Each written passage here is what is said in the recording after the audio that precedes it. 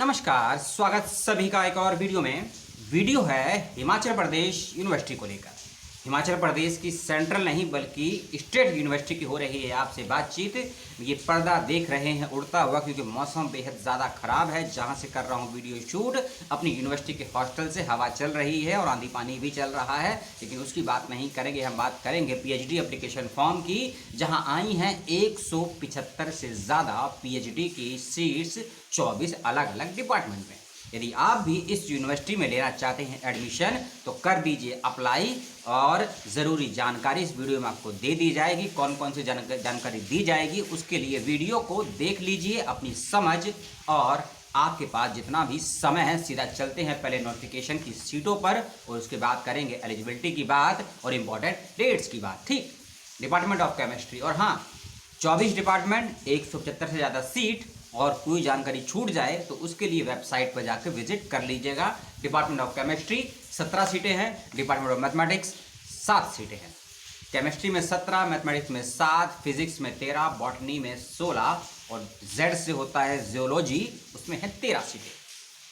Science के और subject हैं बायोटेक्नोलॉजी 7, कंप्यूटर साइंस 5, इंग्लिश में 12, हिस्ट्री में 6 और हिंदी में 11। उसके बाद है संस्कृत में 2, कॉमर्स में 8, इकोनॉमिक्स में 8, म्यूजिक में 2, विजुअल आर्ट्स में 1, जर्नलिज्म में 7, ज्योग्राफी यानी कि भूगोल इसमें है 2 सीटें। उसके बाद और सब्जेक्ट है सोशलॉजी में 2, लॉ यानी कि कानून में 24, साइकोलॉजी यानी कि मनोविज्ञान में 5, टूरिज्म में 1, मैनेजमेंट में 5। टूरिज्म अलग सब्जेक्ट है, मैनेजमेंट अलग सब्जेक्ट है। टूरिज्म में 1 है, मैनेजमेंट में 5 सीटें हैं। दीनदयाल उपाध्याय 4 सीटें। अब ये दीनदयाल उपाध्याय यूनिवर्सिटी का नाम नहीं है, एक कोर्स है बाकायदा दीनदयाल उपाध्याय, इसमें 4 सीटें हैं। पॉलिटिकल साइंस 13 सीटें हैं। तो टोटल सीटें हो गई 176, 175 बोला गया था। अब चलते हैं इस नोटिफिकेशन को लेकर।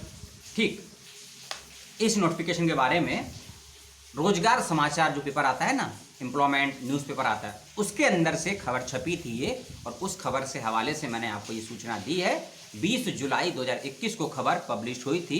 रोजगार समाचार आपके पास आता होगा तो ये खबर का लिंक आपको वहाँ भी मिल जाएगा, और यूनिवर्सिटी पर तो आपको मिल ही जाएगा। ठीक है, लास्ट डेट की बात कर लेते हैं, 9 अगस्त 2021, यानी कि 9 अगस्त 2021 तक आप एप्लीकेशन फॉर्म को अप्लाई कर सकते हैं। इस बात का ध्यान रखिएगा।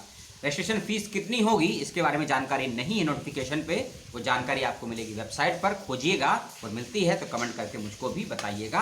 अब चलते हैं अगली चीज़ों पर, यानी कि एलिजिबिलिटी क्राइटेरिया है, थोड़ा वो भी देख लेते हैं। 55% यदि आपके नंबर है एमए के अंदर, एमएससी में या एमकॉम में, तो अप्लाई कर सकते हैं। और जो बच्चे रिजर्व कैटेगरी के हैं, SC ST और PWD, SC ST और PWD बच्चे 50% पे अप्लाई कर सकते हैं। EWS का और OBC के नॉन क्रीमी लेयर का जिक्र नहीं है, उनको भी यानी कि EWS और OBC में नॉन क्रीमी लेयर को भी 55% अंक होने पर ही अप्लाई कर पाएंगे। इस बात का ध्यान रखिएगा। एक विशेष चीज़, ये जितनी भी सीटें जो आई हैं ना इस यूनिवर्सिटी में, हिमाचल प्रदेश यूनिवर्सिटी जो कि शिमला में है, ठीक है ना, क्योंकि जैसे ही आप सर्च करेंगे गूगल में हिमाचल प्रदेश यूनिवर्सिटी तो कई यूनिवर्सिटियां खुलेंगी आपके सामने, सेंट्रल भी, स्टेट भी, प्राइवेट भी, डीम्ड भी। तो हिमाचल प्रदेश यूनिवर्सिटी शिमला सर्च करिएगा, 171,005 इसका पिन कोड है, आपको कोई तकलीफ नहीं होगी। ऑनलाइन फीस होगा, ऑनलाइन ही इंटरव्यू होगा, पहली चीज़। और दूसरी चीज़, जो बच्चे इसको अप्लाई करेंगे उनके लिए क्या योग्यता होनी चाहिए, परसेंटेज मैंने आपको बता दिया। यदि आपके पास क्या है, यदि आपके पास DBT JRF या ICMR का फेलोशिप है, आप स्पॉन्सर हैं, फेलो हैं, टीचर्स हैं, स्कॉलर हैं, तो अप्लाई कर सकते हैं। इसके अलावा यदि आप मौलाना आज़ाद नेशनल फेलोशिप प्राप्त होल्डर हैं तो भी अप्लाई कर सकते हैं। आपके पास यदि राजीव गांधी नेशनल फेलोशिप है, RJNF जिसे बोलते हैं, या MNF है आपके पास, तो भी अप्लाई कर सकते हैं। आपके पास यदि UGC का या CSIR का नेट या JRF है तो भी अप्लाई कर सकते हैं।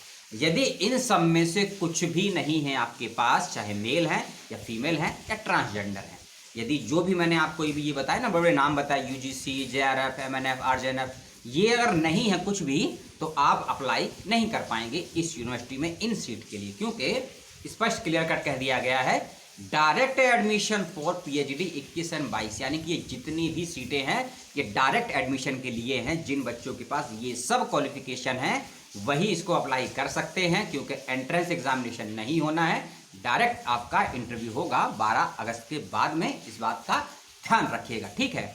आप सोच रहे होंगे मैंने ये बात पहले क्यों नहीं बताई। अगर पहले नहीं बताता तो आप शायद वीडियो छोड़कर भाग जाते, क्योंकि जहां हमको पसंद की चीज़ें या ज़रूरी बातें पसंद नहीं आती हैं उसको हम स्किप कर देते हैं, छोड़ देते हैं। तो इसीलिए मैंने ये कहा और करा, तो मुझे माफ़ कीजिएगा। और 175 सीट पर अप्लाई कर दीजिए 9 अगस्त से पहले। और यूनिवर्सिटी ऑफ शिमला में कोई जानकारी छूट गई हो तो बता दीजिएगा।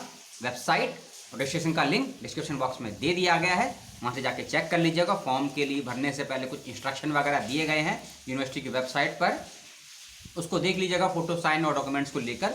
उसके बाद अप्लाई कीजिएगा। सभी जानकारी वेबसाइट से लेने समझने के बाद ही अप्लाई कीजिएगा। यही कहूँगा, केवल मेरा वीडियो देखकर या किसी का भी वीडियो देखकर अप्लाई मत करिए। वेबसाइट देखिए, प्रोस्पेक्टर पढ़िए, नोटिफिकेशन पढ़िए, ब्राउज़र पढ़िए, कुछ लोगों से कंसल्ट करिए यूनिवर्सिटी के बारे में, फैकल्टी के बारे में, तब अप्लाई कीजिए। आंख बंद करके बेवकूफ़ों की तरह ना अप्लाई मत कीजिए। चाहे छोटी यूनिवर्सिटी हो या बड़ी यूनिवर्सिटी हो, पुरानी यूनिवर्सिटी हो या 100 साल पुरानी यूनिवर्सिटी हो या 3 साल पुरानी यूनिवर्सिटी हो, क्योंकि भारत में बहुत सी यूनिवर्सिटियां हैं जो 3-3 साल हुए हैं, चल रही हैं, और आप उसमें अप्लाई करते हैं और फंस जाते हैं कि यूनिवर्सिटी को मान्यता प्राप्त नहीं है। उसी यूनिवर्सिटी में अप्लाई कीजिए जिस यूनिवर्सिटी को यूजीसी ने मान्यता दी है। यूजीसी की लिस्ट में यदि यूनिवर्सिटी का नाम है तो ही अप्लाई कीजिए, नहीं तो समय और पैसा दोनों ही बर्बाद होगा। और किसी की उम्मीद टूटने से अच्छा है थोड़ा गैप ले लीजिए, समय ले लीजिए, क्योंकि इतनी जल्दबाजी मत कीजिए। फॉर्म भरने में 1 से आधा घंटा लगता है, लेकिन जिंदगियां बचाने बनाने में सदियां लग जाती हैं। जय हिंद, जय भारत।